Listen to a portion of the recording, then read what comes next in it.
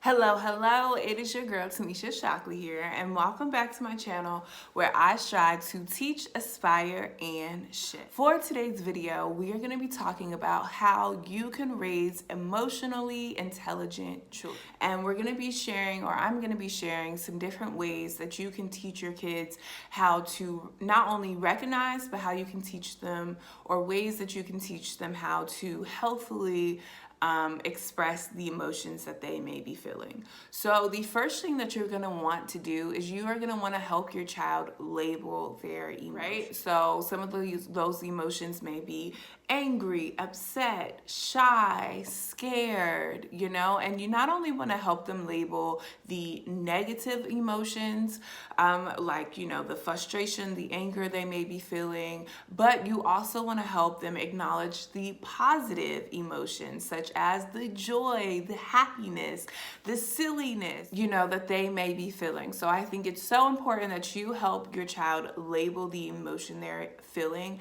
and not only help them label the negative emotions, which I feel like we put a heavy emphasis on, but you also want to help them label and acknowledge or name the positive emotions that they are feeling as well. Second thing that you want to do is you want to show, and you want to make sure that you are validating your child's feelings, that you are letting them know that you're getting down on their level, letting them know like, hey, I hear you, I see that you're feeling some type of way, whether that's a positive or a negative emotion, and that's really going to speak volumes to them. When you get down on their level, you not only label and you not only name the emotion, but you're validating how they're feeling. You're letting them know it's okay that you are feeling angry. It's okay that you're feeling silly. It's okay that you're feeling happy or excited or frustrated or angry or sad or even shy. It is okay, okay? So you want to help them name the emotion. You want to validate that emotion.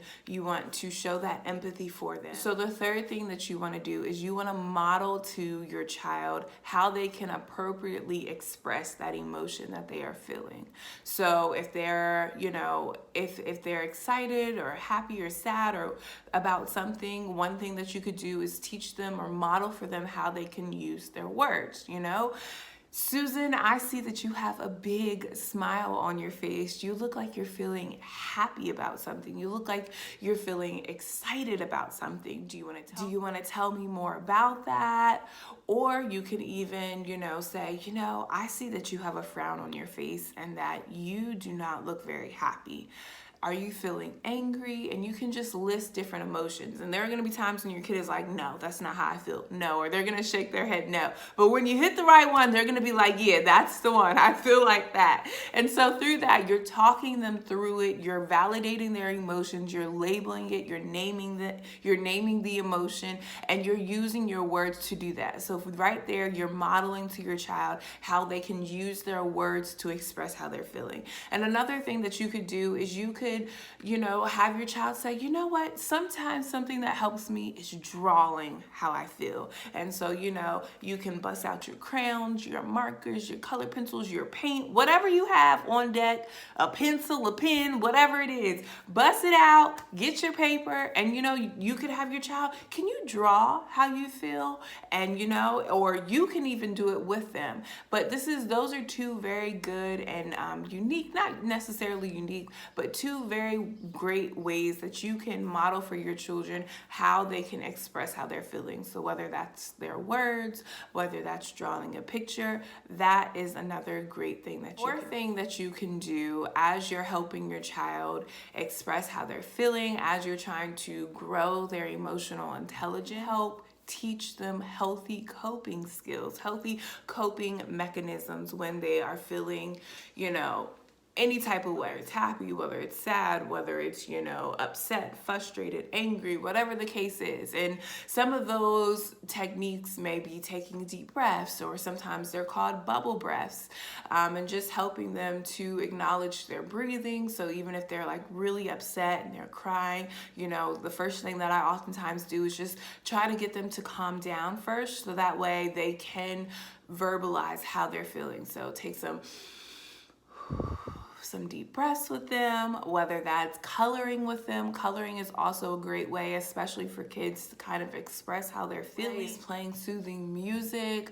I know throughout my morning work cycle, I play, some soothing music. And if a child's feeling upset, or even a way for me to kind of get my kids to quiet down when we're at circle time, is I'll say, ooh, let's look and let's listen to the different instruments we hear playing in this music. Do you hear the piano?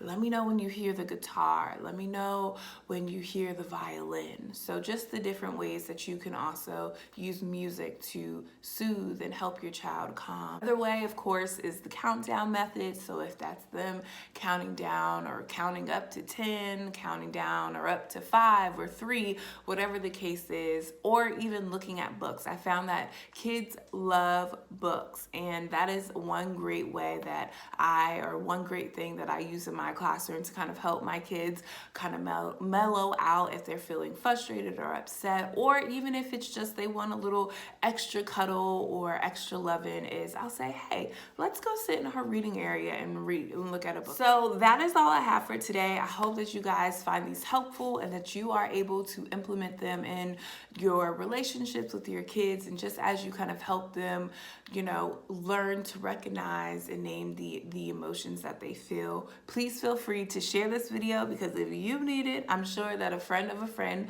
could use it too. And make sure that you are subscribed so you do not miss any of my future uploads. And I will see you guys in my next video. All right, take care. Bye-bye.